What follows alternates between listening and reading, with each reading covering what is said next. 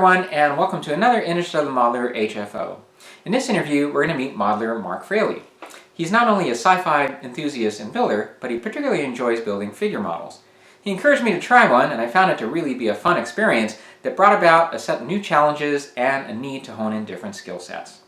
Marc is also the creator and moderator of a community on Facebook and Google Plus called Scale Model Builder Enthusiasts. So let's go ahead and meet modeler Marc Fraley.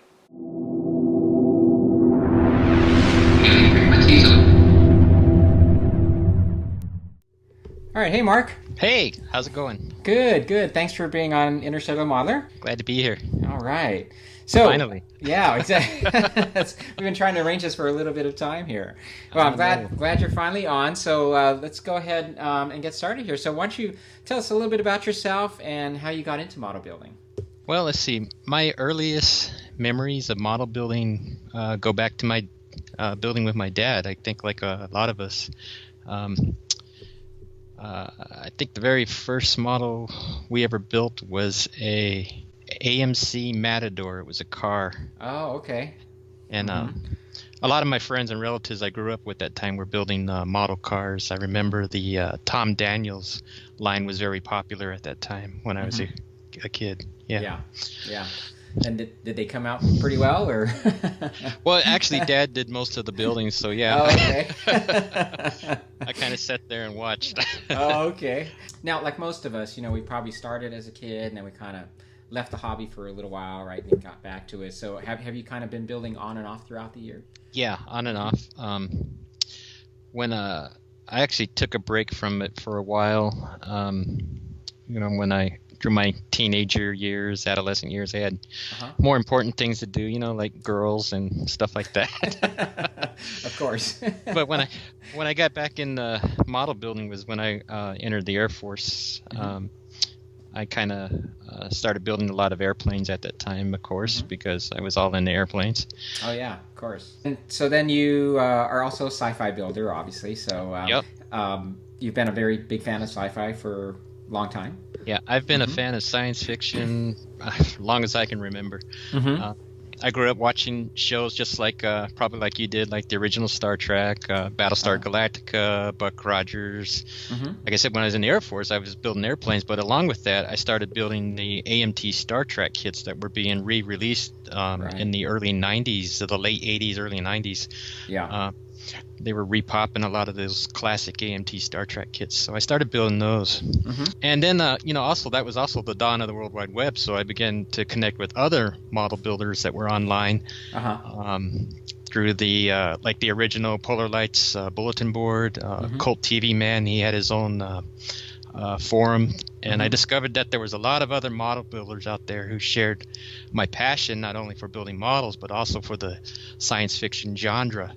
So yeah, and I can say for myself too that when Star Wars came out, and certainly shows like Space 1999, you'd see these miniatures on TV and on the big screen, and you just blown away, and that just even spurred it on further, at least for me, and I'm sure that was the same case for you too. Oh yeah, exactly. Yeah. And there was magazines out at the time like Starlog and Cinefantastique, and you could read articles on behind the scenes special effects and see how they built these miniatures, and that definitely sparked more interest in the science fiction aspect of model building. So. Now, one thing that you enjoy doing as well is building figures, right? So can you tell me a little bit about what makes you particularly interested in those?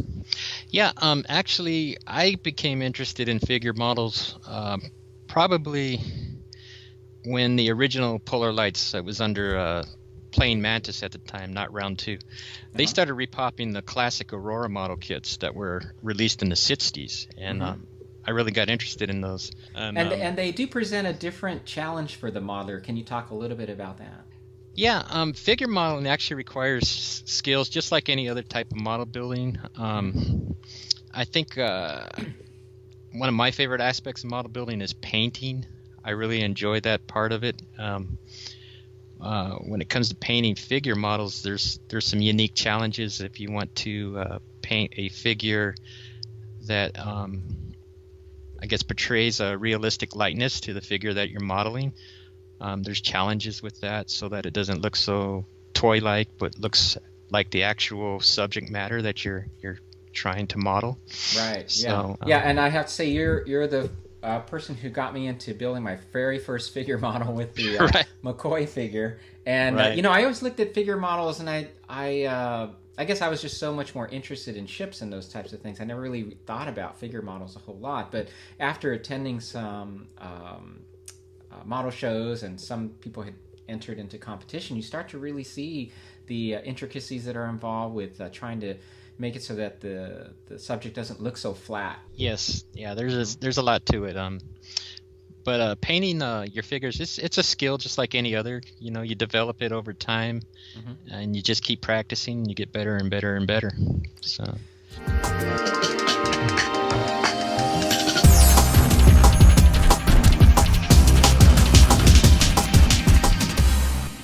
Well, let's go ahead and take a look at some of your models here. You sent me some pictures of 3 of the kits that you'd worked on.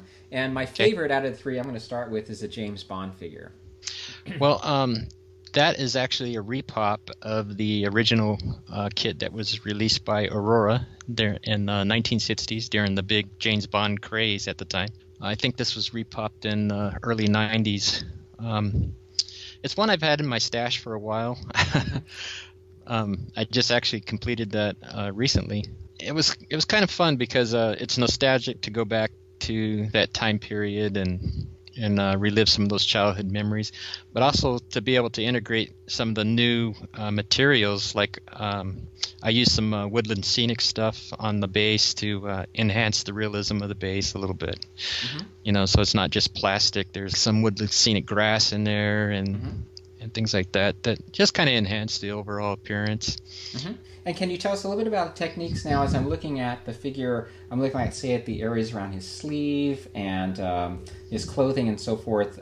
So when you're painting a model like this, do you have in mind, like you have to kind of sit back and think about how light is actually hitting the subject? Right. Yeah, generally with figures, you use an imaginary light source that's straight overhead at 12 o'clock high noon of coming down on your figure. And then you use that as your reference for placing your highlights and your shadows on the figure. So anything that would not be directly in the path of your light source is going to be in deep shadow or dark shadow. And that's where you would you paint your darker colors. And anything that's going to be in direct contact with your light source is going to be your highlights. So that's how I approach it. Things like the inside of the sleeves, those would generally be hidden from direct light, so those would be darker colors. Folds of the skin, folds of the clothing, any areas on the face, like underneath the nose or underneath the chin, things like that, are all going to be in shadows. So they'd be a darker tone. And yeah. Right. Yeah. It also depends on the scale of the figure, because the smaller the figure is, the more contrast you want between your highlights and your shadows to produce a more realistic effect. But larger scale figures, they don't need as much contrast between the shadow and the highlights. Let's go ahead and move on then to the Frankenstein figure, and this was very interesting. Can you tell us a bit about this kit? Well, I've loved monster kits my entire life. I was the kid that had the glow-in-the-dark monster posters all over his room and stuff like that. I like doing monster subjects, especially around Halloween, and Frankenstein was last Halloween. So it is also a repop from the 70s when the Aurora Plastics Company came out with the Monster of the Movie series on those. They're actually posable, but I didn't build mine that way. I picked the pose that I liked the best and glued it in that position. Again, looking at the face, applying the same technique, right, with the shading and just try to conceptualize how light is actually hitting your subject, where to place your shadows and darker tones versus the lighter tones. Yeah, and with a subject like Frankenstein as well, there's the original movies were in black and white, so there's a lot of debate on what actual colors were used in the makeup and things like that. So you have to take some creative license with the subject and do a little bit of research on what was actually used, and then make that your own. Interpret it on what looks Sure. best on the figure. So I've seen some entries where they just do it completely in black and white. right, yeah, Yeah. that's Have you something ever- I've never tried, but You never one of tried these that? days. Yeah. It comes out. I mean, well, the ones I've seen, just amazing. Right. Yeah. So let's take a look one more. You sent me this picture of a Robin figure. Now this is an older kit you mentioned, right? We were Yeah, talking Robin. earlier. Uh-huh. Robin was done in the early '90s. That's when Polar Lights repopped those kits. Again, though, that was originally released in the '60s. It was a nostalgia thing, revisiting those kits. I got caught up in the excitement when those were first repopped because a lot of the guys on the bulletin board were grabbing them. Yeah. They were flying off the shelves back then. Uh-huh. So tell me a little bit about then. You started Scale Modeler Enthusiast, both Facebook page and also Google Plus, just to kind of get in touch with other modelers then? Yeah, I actually like to build a lot of sci-fi and figure models, but I know that there's a lot of other genres out there. Military modelers, shipbuilders for the Navy. You have real space modelers. And I wanted to create a place that would allow all these different genres to come together and share their work, because I think you can learn something from every type of modeler, whether they're building sci-fi or if they're building military models. Tank modelers, you can learn a lot about weathering techniques from those guys. They're amazing. So Scale Model Builder Enthusiast was built as a platform to allow all these different types of model builders to come together and share their work, share their ideas, without focusing on any one specific type of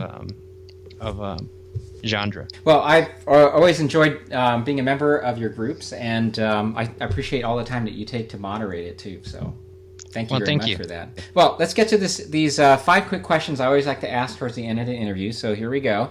Can you tell me, do you have a favorite model of all time that you've built? Well, that's a tough one. Yeah. But I'm gonna go with the AMT Star Trek The Motion Picture Enterprise. And that's going to be followed closely by the original series Enterprise, because I probably built those 2 kits more than any other kits I have. Do you have a favorite part of a build? I think you mentioned it, probably just painting, I guess. Huh? Yeah, we did cover that previously. I like painting. Painting is the most fun for me. It's my favorite aspect of model building. Yeah, okay, definitely. Cool. And do you have a favorite detailing technique that you just can't wait to get into when you're building a model? Again, I'm gonna have to say painting. Although lighting it definitely brings a whole other dimension to scale modeling.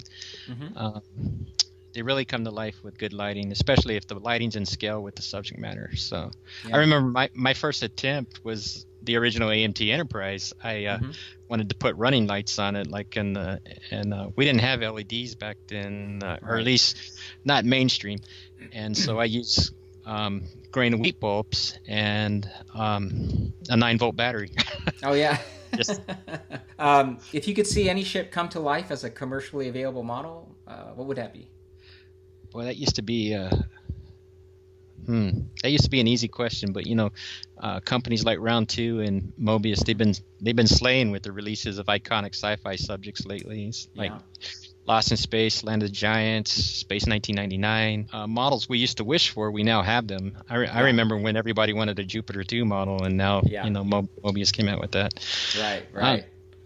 I guess if I could just pick one right now, it'd probably be the Buck Rogers Thunder Fighter. I'd like to see that redone in maybe 1/32 scale. Yeah, that would be. That's very popular, and it's hard to even find the kits now, at least the old ones anyway. So exactly. Yeah. Cool. Is there anything sci-fi modeling or modeling in general that you haven't tried yet that you'd like to give a shot at? Actually, I haven't been brave enough to attempt the Aztec paint scheme like that was on the original Motion Picture Enterprise. I love the final results I've seen that other modelers have done. To replicate that, that paint job's just amazing. So I'd like to give that a shot at some point. Great. Well, thanks for being on Interstellar Modelers. Anything else you'd like to say to the modeling community while you're here? Yeah, Sometimes you see a lot on the bulletin boards and stuff about the state of our hobby and where it's going, and some people actually think it's in decline. I think, when a young person's exposed to the world of hobby for the first time, their imagination is ignited and a passion can be born. Yeah. For many reasons, this passion has inspired others to pursue education and careers in science, engineering, mathematics. So I think a lot of kids today, they become accustomed to instant gratification in the digital age, where electronic devices entertain us. In my opinion, something digital is not tangible. It may not be as satisfying as building the model where you have a finished product and that you can actually touch and share with your friends. And I think if you really want to see our hobby endure, that we, the hobbyists, we need to raise the awareness of this, and the result will be that our hobby will grow. That's great. So just remember to adopt the Hobbies Inspire mantra everywhere you share and post your work. There you go. All right. Well, thanks for being on. I'm glad we finally got you here, and happy modeling. Thanks. Right. Appreciate it. Thanks, Mark.